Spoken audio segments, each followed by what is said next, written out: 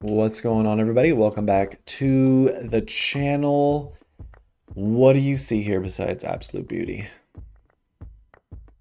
I'm not talking about me. I'm talking about this chart. If you've been in the stock market, crypto investing sphere for a certain amount of time, you will recognize this pattern that we have here, and specifically this pattern here. We can see this build up, optimism just shoots up here. You get euphoria, complacency, anxiety, denial, panic, anger, depression, disbelief, and then it starts all over again. The markets can hear me. All right, we are back looking at Trupanion again. This is a $27.96 stock with a market cap of 1.2 billion, sales around 1.4 billion. They are profitable with 19 million in income. They do have 138 million in cash. Debt is 111 million with gross margins around 30%. The gross margins are actually not listed on Finviz, as well as the quick ratio. We have the current ratio instead down here. But so the gross margin, I just took out what the company is spending on insurance losses, what they're spending to essentially keep the business going while maintaining profit. So I got about a 30% gross margin there. 44 million shares outstanding, 12% short. Current ratio of 1.69. That is measuring their assets to liabilities. Again, we love to see assets exceed liabilities, so 1.69 is good. Typically, the current ratio you want to see it at a 2 plus, but 1.69 is not bad. This particular company, Trupanion, is also in the Russell 2000. So if you did want exposure to Trupanion without the volatility, you could look at getting into the Russell 2000 instead. That is 2000 stocks of a similar nature, market caps around a billion plus. So that's if you wanted around 2000 stocks instead of just one in terms of volatility. Because if you've owned this stock as of 2022 to now, you are underwater. Anyway, looking at our daily chart here, it is pretty ugly. Let me move my beautiful face. Again, the overall trend is just down, stair stepping down. Actually, there's no base. You could see right here it's rejecting the SMAs, breaks up, just sells all the way off, tries to break again here, tries to break here, tries to break up right here, and just sells off. Again, these candles right here can't break the 50 SMA. Just rejection after rejection. It's pretty bad on the daily, which just makes me think there's going to be a lot more downside, unfortunately. And that brings us to the weekly chart, which is just as ugly as the daily. There is quite a bit of consolidation though on the weekly. So I think if the stock goes from 27 to $15, $19 range, it's not going to be the worst thing in the world. I think it'll still continue to count as consolidation. And we are still getting major rejection here on the SMAs. You can see it broke up right here. Nice. The company thought they were going to continue upwards, and the market said nope. Tried to break through several weeks here, failed, and now it's just finally dropping. And that brings us to our monthly chart. We are about to see a death cross. Basically, we don't have the 200 SMA here, so we're going to use our 50 as our long-term indicator, which is this orange line right here. And then the purple line is the 20 SMA indicator, which is the short-term time frame. When the short-term time frame exceeds upwards through the 50 SMA right here, that would be a golden cross. Typically, it's the 200 SMA, but we don't have 200 candles on this chart yet. But we have the 50 SMA breaking down below the 20 SMA. That is not good. That is a death cross.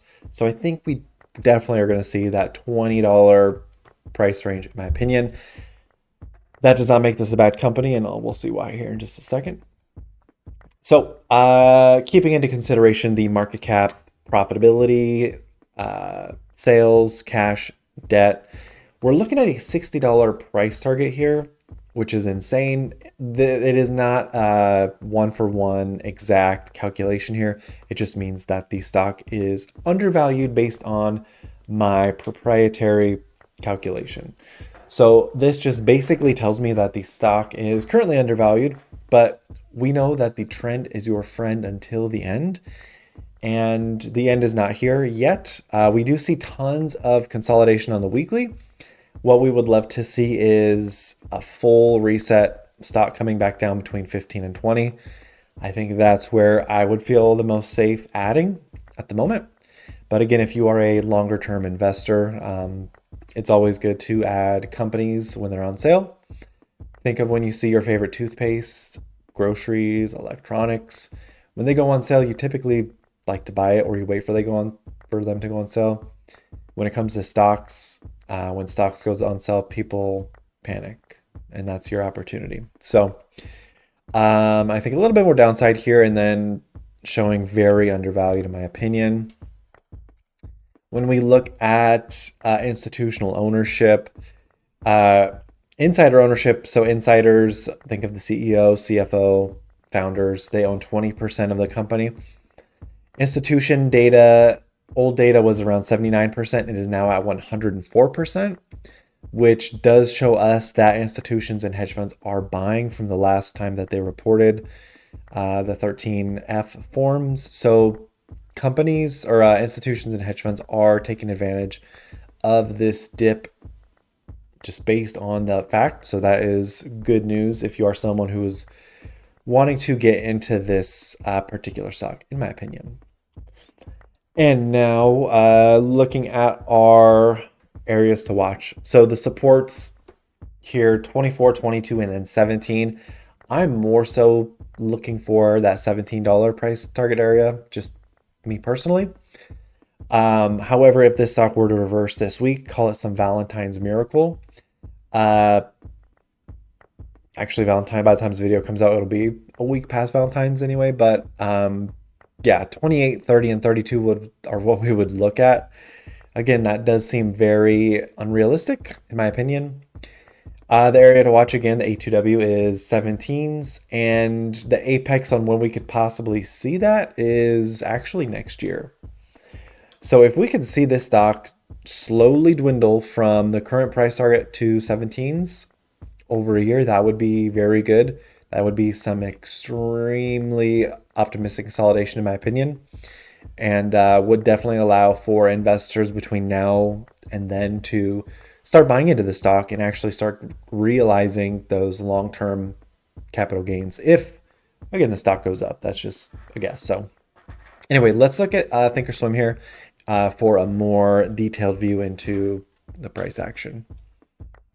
All right, here we are looking at TRUP. I don't know where to stick my head, probably up here.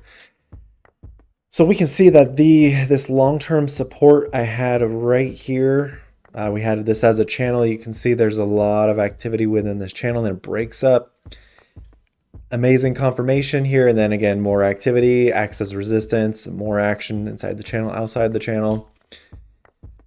But we're seeing, again, that stock market life cycle where we kind of begin down here, we work our way up, we go to euphoria, we come back down, we're in anger, disbelief, we're not falling for it again. And I think having the stock come down to the 17s right in here is going to be the creme de la creme, in my opinion, in terms of a stock market reset.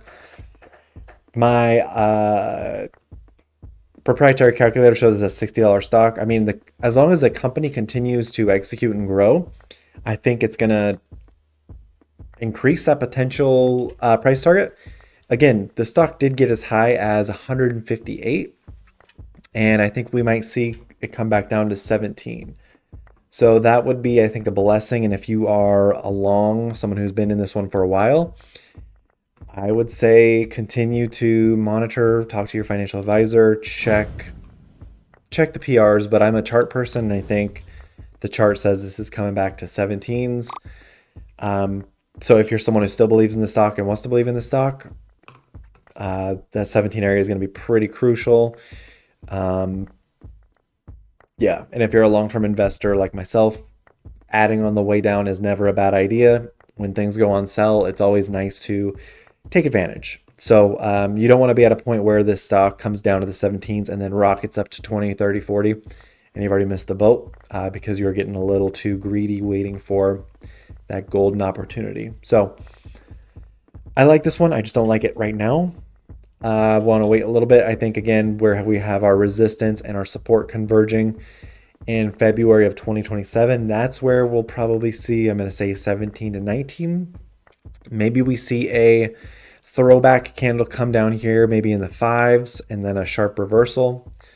Or we see a fake out where we see a nice move to 42, and then we see a drop down.